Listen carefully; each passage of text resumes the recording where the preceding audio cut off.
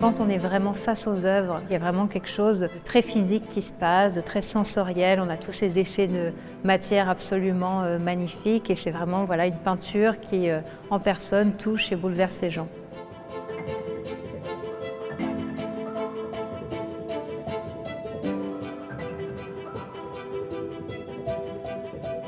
Il y a une sorte de légende Stahl. Il était très beau, il est mort à 41 ans, dans des conditions extrêmement tragiques. On sait qu'il y a une histoire d'amour derrière.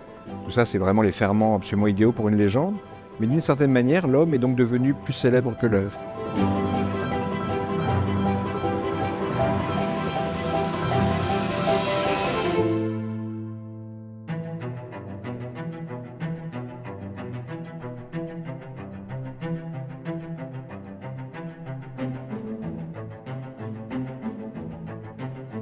Son père, qui est un homme assez âgé, est le vice-gouverneur de la forteresse Pierre et Paul. Donc évidemment, révolution russe en 17, la famille doit fuir. Il fuit d'abord en Pologne. Son père âgé meurt, sa mère malade meurt et il va se retrouver donc orphelin vers 7-8 ans à peu près. Et à ce moment-là, il va être confié à une famille d'accueil qui va devenir sa famille adoptive d'origine russe en Belgique. C'est là qu'il va passer son enfance, son adolescence et c'est là aussi qu'il va trouver cette vocation de devenir peintre et qu'il va faire ses études d'art. Stahl, c'est vraiment un exilé, c'est vraiment quelqu'un d'arraché d'une certaine manière, ce qui va l'amener à quitter la Belgique d'abord pour des voyages, puis en 36-37 à partir au Maroc et ce voyage va durer 1 an et à partir de là, il va devenir peintre et il ne reviendra plus en Belgique. Il est effectivement ébloui par la vie là-bas, par la lumière écrasante qu'il découvre au Maroc. Et puis le deuxième choc, c'est qu'au Maroc, il va rencontrer une femme, Janine Guillou, qui est peintre, qui est mariée, qui a un enfant. Il va y avoir un coup de foudre, elle va quitter son mari pour Nicolas de Stahl. Et elle va vraiment jouer un rôle d'initiation absolument fondamental. Elle va lui apprendre vraiment la peinture, elle va lui apprendre à avoir confiance en lui en tant que peintre. Et Janine va tout lui donner. Il va y avoir la guerre, Stahl est apatride. Comme apatride, il va s'engager dans la Légion étrangère, être démobilisé, ils vont se retrouver à Nice. Et ils vont vraiment, là on n'est pas dans la légende, ils vont vraiment mourir de faim.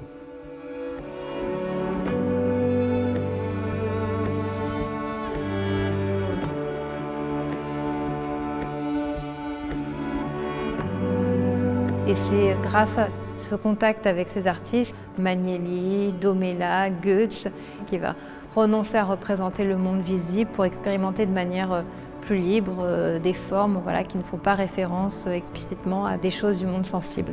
Il va faire des natures mortes abstraites, il va faire des paysages abstraits. À l'époque, on doit choisir entre abstrait ou figuratif. La réponse de Stahl, c'est pourquoi choisir quand on peut rester libre de faire ce qu'on veut.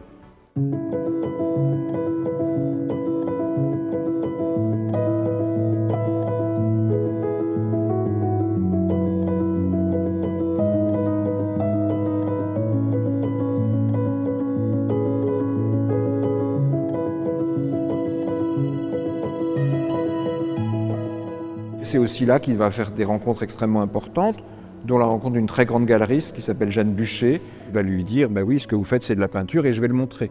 Et dans les toutes premières expositions de Nicolas de Stahl, il expose quand même à côté d'un certain Vassili Kandinsky. Mais les premières années parisiennes vont être vraiment des années de très grande misère. Janine a déjà une santé assez fragile et elle est enceinte de Nicolas. On lui conseille de ne pas le garder. Elle va mourir en février 1946.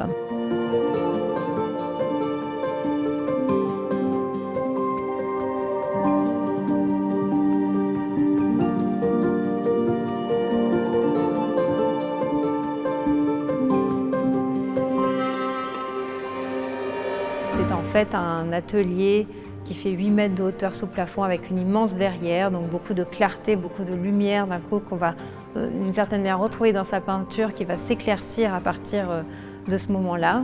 Donc on va passer d'une peinture principalement noire à une peinture où la couleur va commencer à l'emporter. Alors on sait par sa fille Anne que rue Gauguet, Stahl n'utilise pas de chevalet, qu'il pose ses tableaux contre le mur et que souvent il peint plusieurs tableaux en même temps. Ce sont des tableaux stratifiés, faits en fait d'une couche de peinture sur une autre et encore une autre. Ce qui fait aussi la beauté de cette peinture, c'est qu'on devine sous une forme noire un liseré rouge. C'est comme si le tableau avouait sur ses bords sa propre histoire, racontait sa propre mémoire et sa propre genèse.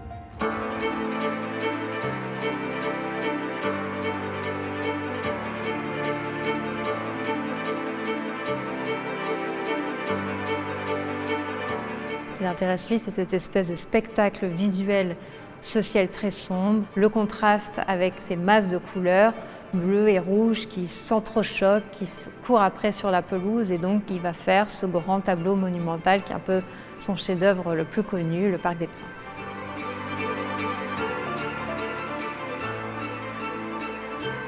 Aux États-Unis, c'est Paul Rosenberg qui va représenter sa peinture, qui va vendre extrêmement bien les tableaux de Stahl aux collectionneurs américains, ce qui va mettre aussi sur le peintre une pression assez forte en termes de productivité. Parce que le marchand lui dit « Je veux tous vos tableaux, je veux que vous en fassiez d'autres, produisez plus ». Stahl, qui était terriblement pauvre, voit de l'argent arriver et il dit « Depuis que ça marche, c'est foutu ».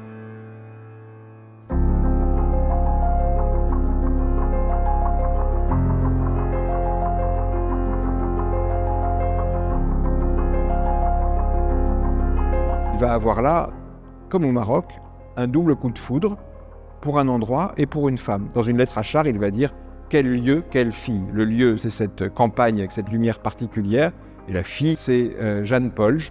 Qui va être son dernier amour, qui va ensuite entraîner dans son voyage en Sicile avec Françoise et les enfants. Ils seront très amoureux l'un de l'autre, mais Jeanne est de son côté aussi mariée, elle a des enfants, elle va finalement refuser de quitter sa famille pour aller vivre avec Nicolas, et ça va être un déchirement sur la fin de sa vie.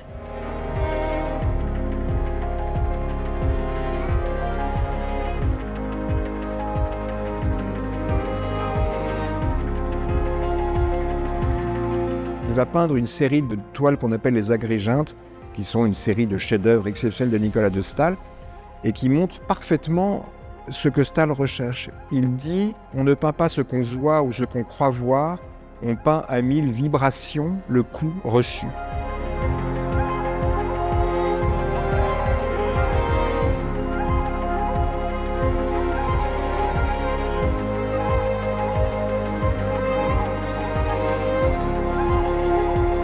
Dans cet atelier, dans les derniers mois, il va produire énormément des natures mortes et des paysages. Il va même peindre avec de la gaze de coton, plus du tout le couteau à palette, une peinture de plus en plus étale et en fait de plus en plus profonde. On a eu tendance parfois à voir ces tableaux comme annonciateurs de ce drame terrible qui était sur le point d'arriver, imaginer que c'était des tableaux sombres, torturés, etc. Je trouve au contraire qu'en fait ce sont des tableaux qui respirent énormément, où il y a quelque chose de très calme, de très posé, où Stahl s'est trouvé en fait. L'homme privé Nicolas de Stahl est un homme désespéré à la fin de sa vie, c'est absolument incontestable. Mais nous pensons que le peintre Nicolas de Stahl reste un homme absolument intact dans son émerveillement face au monde.